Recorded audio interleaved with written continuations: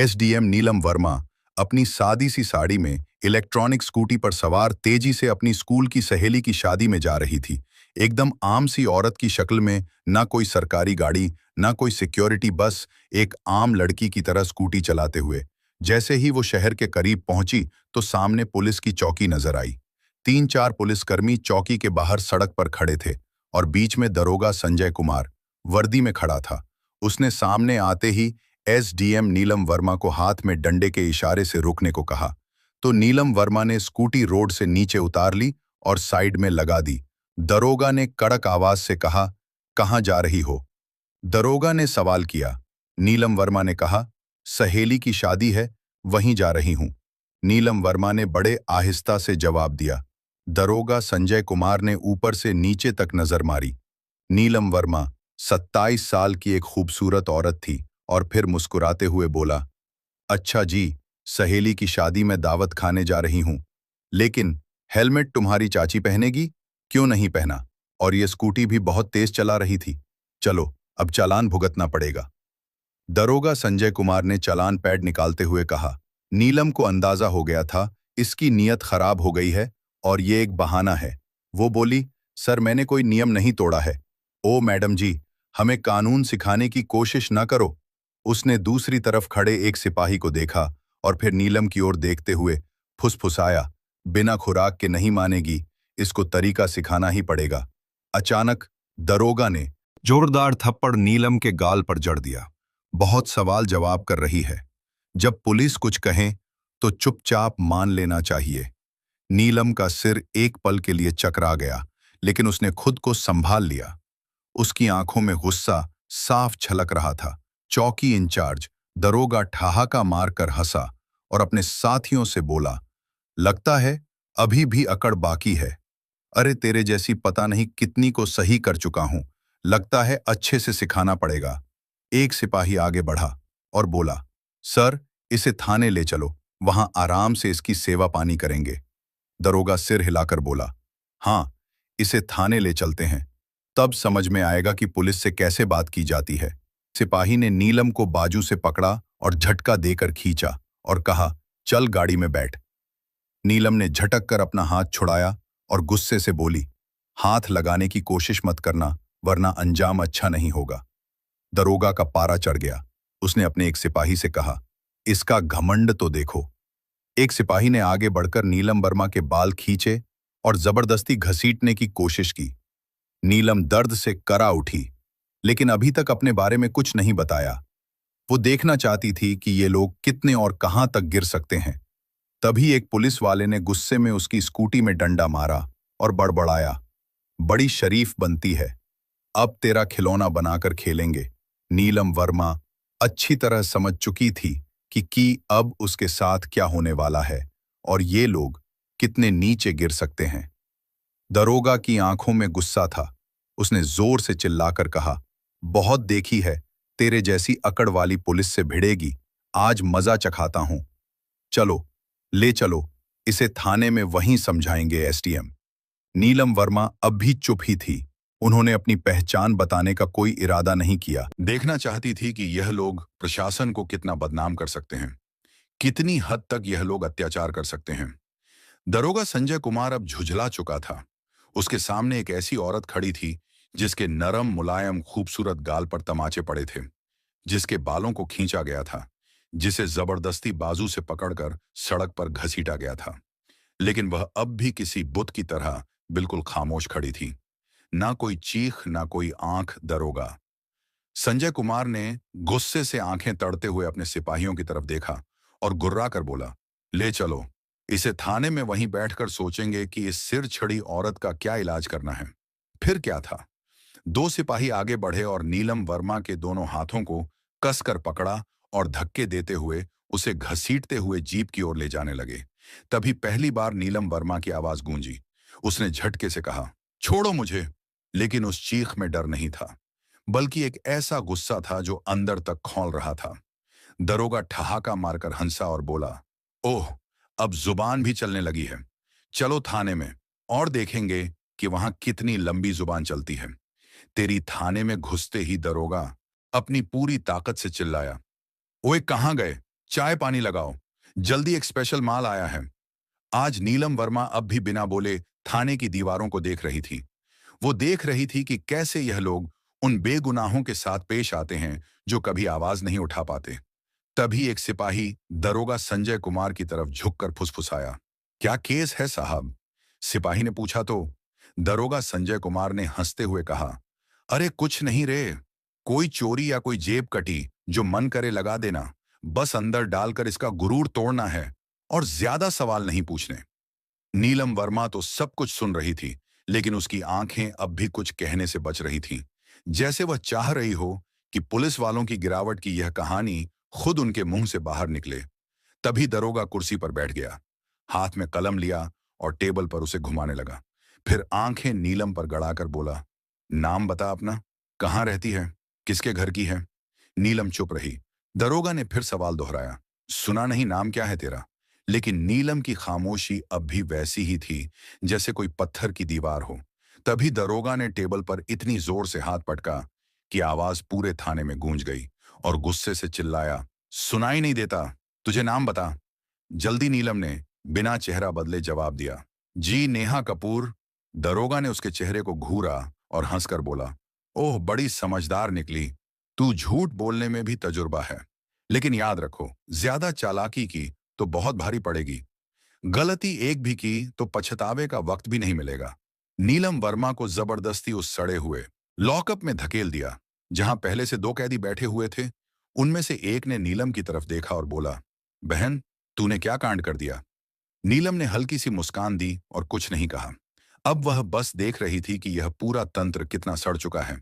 अगर एक एसपी को ऐसे बिना वजह अंदर ठूंस सकते हैं, तो फिर आम लोगों की हालत का अंदाजा लगाना मुश्किल नहीं। नीलम अब उस कोठरी के कोने में बैठी थी, सब देख रही थी, सुन रही थी और हर हरकत को समझ रही थी।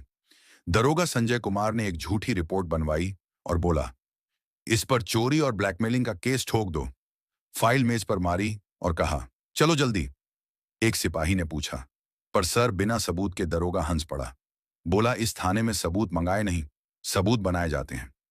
कुछ देर बाद एक सिपाही आया और नीलम के कंधे पर जोर से हाथ मारा, लेकिन उसके चेहरे पर डर का नामोनिशान नहीं था।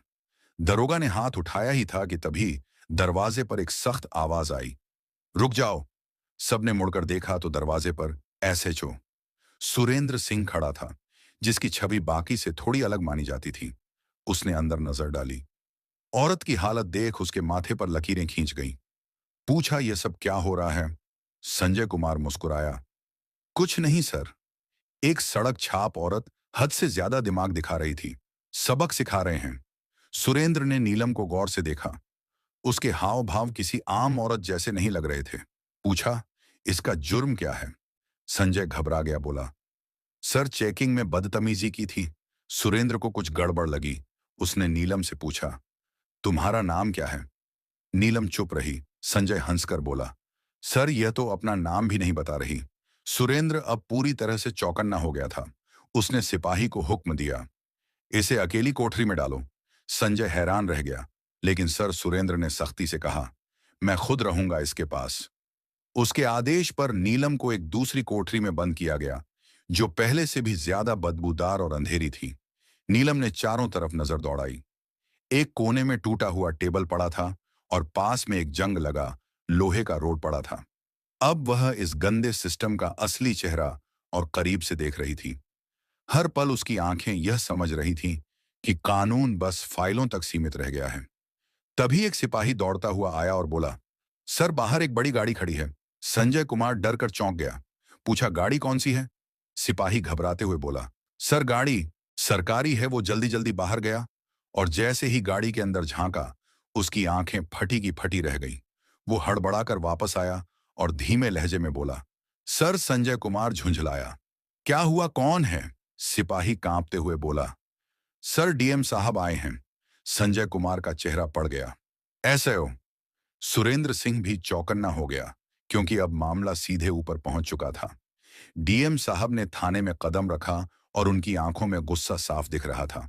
उन्होंने संजय कुमार की तरफ देखा और कड़क आवाज में पूछा, दरोगा संजय कुमार, यहां क्या तमाशा चल रहा है? संजय घबराया हुआ बोला, कुछ भी नहीं सर, बस एक छोटा सा केस है।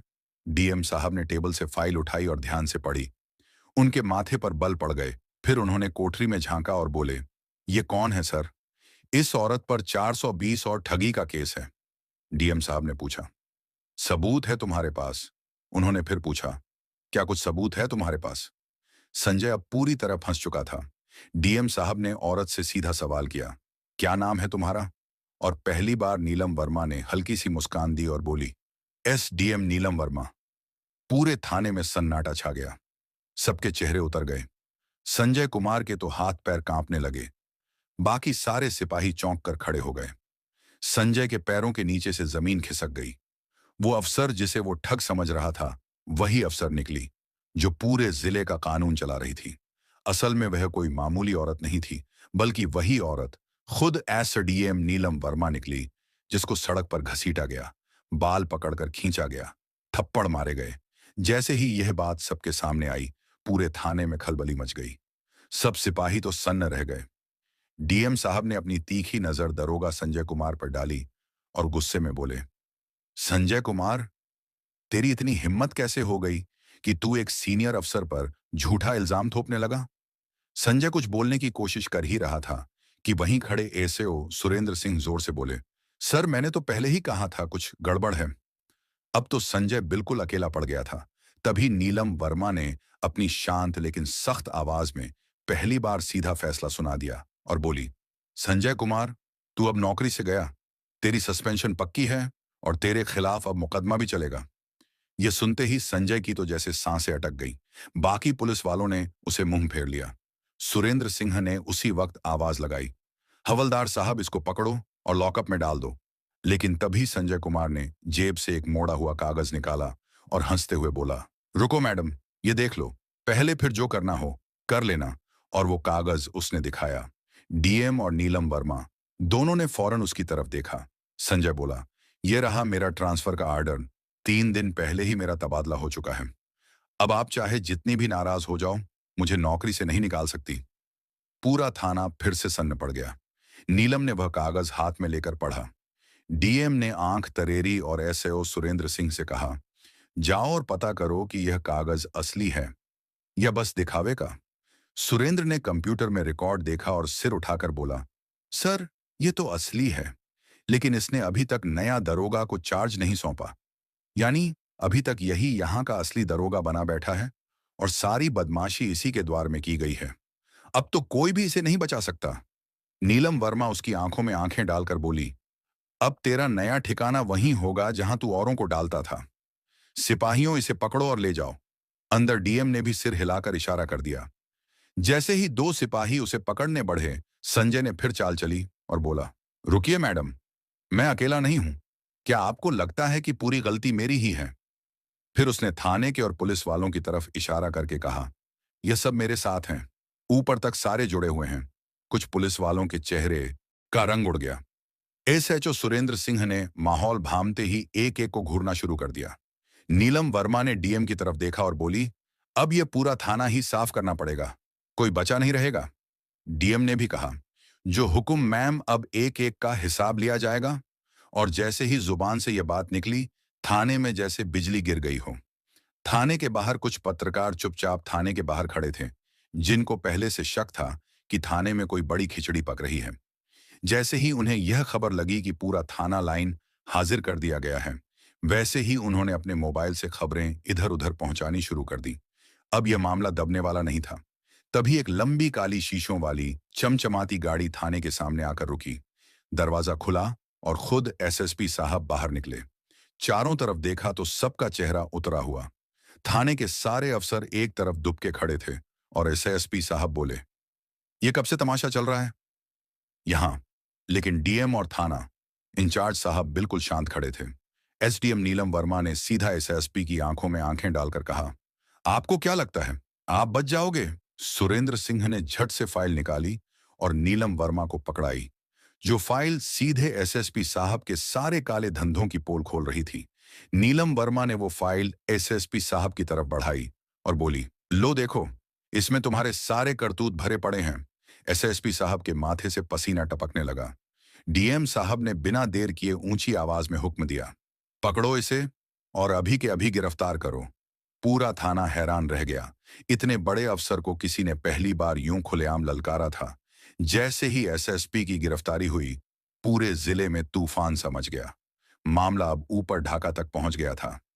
सीएम तक बात पहुंची और वहीं से सीधा हुक्म आया, जिले में जितने भी अफसरों ने मिलकर गड़बड़ी की है, उन सबको पकड़कर अंदर डालो। अगले ही 2 दिन में पूरे जिले से 40 से ज्यादा पुलिस अफसर, 10 से ऊपर बड़े अफसर और गिनती भर के नेता गिरफ्तार कर लिए गए। पूरे फरीदपुर जिले की हवा बदल गई। अब चारों तरफ बस एक ही चर्चा थी, एसीडीएम नीलम वर्मा की ईमानदारी और हिम्मत, जिसने पूरा सड़ा गला सिस्टम हिलाकर रख दिया। अब प्रशासन में एक नई रफ्तार थी, एक नई सोच थी और सबसे बढ़कर एक डर था कि अब कोई भी बच नहीं पाएगा। नीलम वर्मा का काम अब पूरा हो चुका था। उन्होंने दिखा दिया कि अगर अंदर से इरादा साफ हो तो सारा का सारा मुल्क भी सुधर सकता है। तो दोस्तों, अगर ये कहानी पसंद आई हो तो लाइक करें और चैनल को सब्सक्राइब करें, बेल आइकन का बटन भी दबाएं। शुक्रिया।